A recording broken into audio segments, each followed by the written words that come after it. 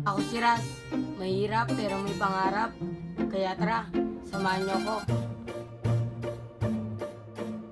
Ngayong araw nga, samahan niyo ako magpagupit. Umalis na nga din kami kaagad kasi hindi pa sobrang init yung araw. Ang kasama ko nga pala magpagupit si Daniel at si Ezekiel. Bali maglalakad nga lang pala kami kasi hindi naman sobrang layo yung aking pagpapagupitan. Habang naglalakad nga kami, syempre nagkwekwentuhan kami para hindi kami maboring. Medyo malapit na nga din pala kami kasi nadaanan na namin tong kay Mito Road. Yung nandito na nga kami sa Mayui, biglang tumirik yung araw at sobrang init na. Nandito na nga pala kami sa Caloocan, hinahanap na lang namin kung saan banda yung gupit kalidad. Yung nakita na nga namin yung gupitan, agad-agad na kami pumasok kasi sobrang init na din sa labas. May tatlo pa nga na ginugupitan kaya inintay ko na lang matapos. Pag dito ka nga nagpagupit, di ka maboboring kasi may TV at may aircon pa, mura pa yung gupit. Yung may natapos na nga gupitan, umupo na din kaagad ako sa may upuan para ako naman yung gupitan nila. Sobrang lawak nga pala ng pagupitan na to, may tatlong upuan pang matanda, yung dalawa naman pwede pang bata. Kaya nga ako nagpagupit kasi naiirita na din ako sa buhok ko, mahaba na. Pagkatapos nga pala ni Kuya Razor yung buhok ko, ang pangalawa niyang ginawa ay inahit niya. Pagkatapos niya nga ahitin yung right side, ang sumunod na ginawa niya ay rinazor niya yung left side. O diba English? What a nice!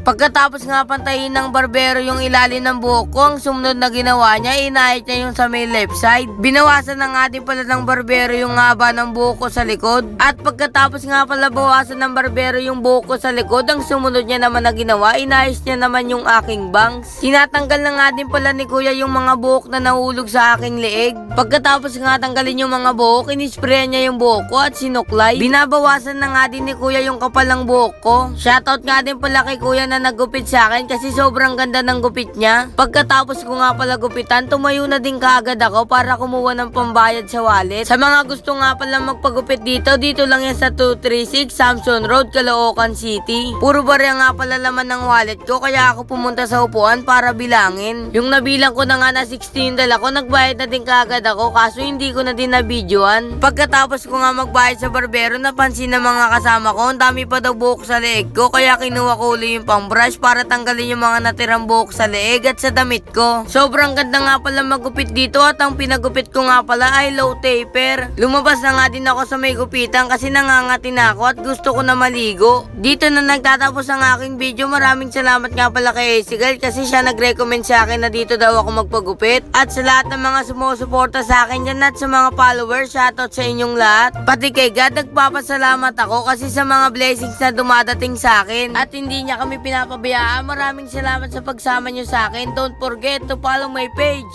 Sheesh!